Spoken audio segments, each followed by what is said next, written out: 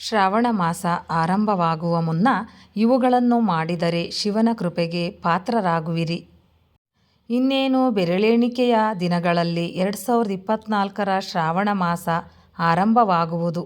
ಅಂತಹ ಪರಿಸ್ಥಿತಿಯಲ್ಲಿ ಶ್ರಾವಣ ಮಾಸ ಆರಂಭವಾಗುವುದಕ್ಕೂ ಮುನ್ನ ನಾವು ಕೆಲವೊಂದು ವಸ್ತುಗಳನ್ನು ಮನೆಯಿಂದ ಹೊರಗೆ ಹಾಕಬೇಕು. 2024ರ ಶ್ರಾವಣ ಮಾಸ ಆರಂಭವಾಗುವ ಮುನ್ನ ನಾವು ಯಾವೆಲ್ಲ ಕೆಲಸಗಳನ್ನು ಮಾಡಬೇಕು? 2024ರ ಆಗಸ್ಟ್ 5ರಂದು ಶಿವನಿಗೆ ಸಮರ್ಪಿತವಾದ ಶ್ರಾವಣ ಮಾಸ ಪ್ರಾರಂಭವಾಗುವುದು. ಶಿವಭಕ್ತರು ಈ ಮಾಸದಲ್ಲಿ ಉಪವಾಸ ವ್ರತವನ್ನು ಆಚರಿಸುವ ಮೂಲಕ ಶಿವನನ್ನು ಪೂಜಿಸುತ್ತಾರೆ. ಈ ವರ್ಷ ಶ್ರಾವಣ ಮಾಸವು ಸೋಮವಾರದಿಂದ ಆರಂಭವಾಗುತ್ತಿರುವುದರಿಂದ ಶ್ರಾವಣ ಮಾಸದ ಮಹತ್ವ ಮತ್ತಷ್ಟು ಹೆಚ್ಚಿದೆ. ಅಂತಹ ಪರಿಸ್ಥಿತಿಯಲ್ಲಿ ಶ್ರಾವಣ ಮಾಸ ಪ್ರಾರಂಭವಾಗುವ ಮೊದಲು ನಿಮ್ಮ ಮನೆಯಲ್ಲಿ ನೀವು ಬದಲಾವಣೆಯನ್ನು ಮಾಡಿಕೊಳ್ಳಬೇಕು. ಈ ಬದಲಾವಣೆಗಳು ನಿಮ್ಮ ಜೀವನದಲ್ಲಿ ಸಕಾರಾತ್ಮಕತೆಯನ್ನು ತರಬಹುದು. ನೀವು ಈ ಬದಲಾವಣೆಗಳನ್ನು ಮಾಡದಿದ್ದರೆ ಶಿವನ ಆಶೀರ್ವಾದ ನಿಮಗೆ ದೊರೆಯುವುದಿಲ್ಲ. ಮನೆಯನ್ನು ಸ್ವಚ್ಛಗೊಳಿಸಿ. ಶ್ರಾವಣ ಮಾಸ ಪ್ರಾರಂಭವಾಗುವ ಮೊದಲು ನೀವು ನಿಮ್ಮ ಸಂಪೂರ್ಣ ಮನೆಯನ್ನು ಸ್ವಚ್ಛಗೊಳಿಸಬೇಕು. ಇದಲ್ಲದೆ ಪೂಜೆ ಮಾಡುವ ಸ್ಥಳವನ್ನು ಕೂಡ ಸ್ವಚ್ಛಗೊಳಿಸಬೇಕು. ನೀವು ಪೂಜೆ ಮಾಡುವ ಸ್ಥಳದಲ್ಲಿ ಗಂಗಾಜಲವನ್ನು ಚಿಮುಕಿಸಿ ಶುದ್ಧಗೊಳಿಸಿ. ನಂತರ ಆ ಸ್ಥಳದಲ್ಲಿ ಶಿವ ಮತ್ತು ಪಾರ್ವತೀ ದೇವಿಯ ಫೋಟೋ ಅಥವಾ ವಿಗ್ರಹವನ್ನು ಪ್ರತಿಷ್ಠಾಪನೆ ಮಾಡಬೇಕು. ತ್ರಿಶೂಲವನ್ನು ತನ್ನಿ. ಶಿವನ ಆಶೀರ್ವಾದವನ್ನು ಪಡೆದುಕೊಳ್ಳಲು ನೀವು ಶ್ರಾವಣ ಆರಂಭವಾಗುವ ಮೊದಲು ತ್ರಿಶೂಲವನ್ನು ಮನೆಗೆ ತರಬೇಕು. ಈ ತ್ರಿಶೂಲವನ್ನು ಬೆಳ್ಳಿ ಅಥವಾ ತಾಮ್ರದಿಂದ ಮಾಡಿರಬೇಕು.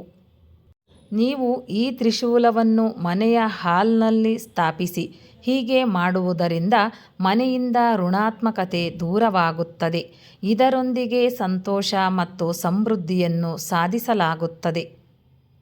ಇಂತಹ ವಿಗ್ರಹಗಳನ್ನು ಮನೆಯಿಂದ ತೆಗೆಯಿರಿ. ಯಾವುದೇ ದೇವರ ಮುರಿದ ಅಥವಾ ತುಂಡಾದ ವಿಗ್ರಹವನ್ನು ಮನೆಯಲ್ಲಿ ಇಡುವುದು ಒಳ್ಳೆಯದಲ್ಲ. ಆದ್ದರಿಂದ ಶ್ರಾವಣ ಪ್ರಾರಂಭವಾಗುವ ಮೊದಲು ನೀವು ಮುರಿದ ಅಥವಾ ತುಂಡಾದ ವಿಗ್ರಹಗಳನ್ನು ನದಿಯಲ್ಲಿ ತೇಲಿಬಿಡಬೇಕು.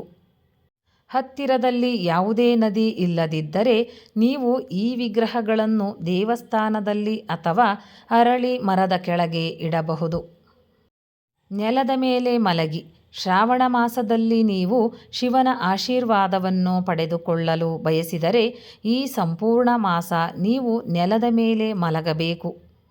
ಶಿವನು ಹೇಗೆ ಸರಳವಾದ ಜೀವನವನ್ನು ನಡೆಸುತ್ತಿರುತ್ತಾನೋ ನೀವು ಸಹ ಅದೇ ರೀತಿಯ ಜೀವನವನ್ನು ನಡೆಸಬೇಕು. ಹೀಗೆ ಮಾಡುವುದರಿಂದ ನೀವು ಶಿವನ ಆಶೀರ್ವಾದವನ್ನು ಪಡೆಯುತ್ತೀರಿ. ಇದರಿಂದ ನೀವು ನಿಮ್ಮ ಆರೋಗ್ಯದಲ್ಲಿ ಉತ್ತಮ ಬದಲಾವಣೆಗಳನ್ನು ಅನುಭವಿಸುತ್ತೀರಿ.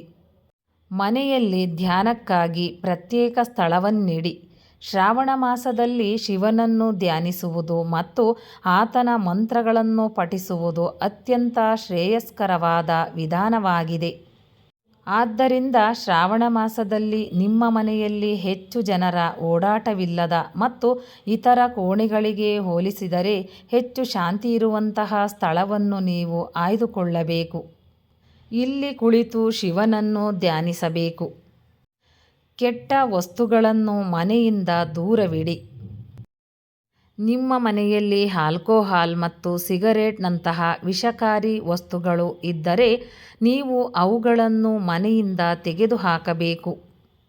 ಇದರೊಂದಿಗೆ ಶ್ರಾವಣ ಮಾಸದಲ್ಲಿ ಈರುಳ್ಳಿ ಮತ್ತು ಬೆಳ್ಳುಳ್ಳಿ ಸೇವನೆಯನ್ನು ಸಹ ನಿಷೇಧಿಸಲಾಗಿದೆ. ಆದ್ದರಿಂದ ಶ್ರಾವಣ ಪ್ರಾರಂಭವಾಗುವ ಮೊದಲು ಅವುಗಳನ್ನು ಮನೆಯಿಂದ ಹೊರಗೆ ಹಾಕಿ. ಶ್ರಾವಣ ಸಮಯದಲ್ಲಿ ನೀವು ಈ ವಸ್ತುಗಳನ್ನು ಖರೀದಿಸುವುದನ್ನು ತಪ್ಪಿಸಬೇಕು. ಕೇಳಿದ್ದಕ್ಕಾಗಿ ಧನ್ಯವಾದಗಳು.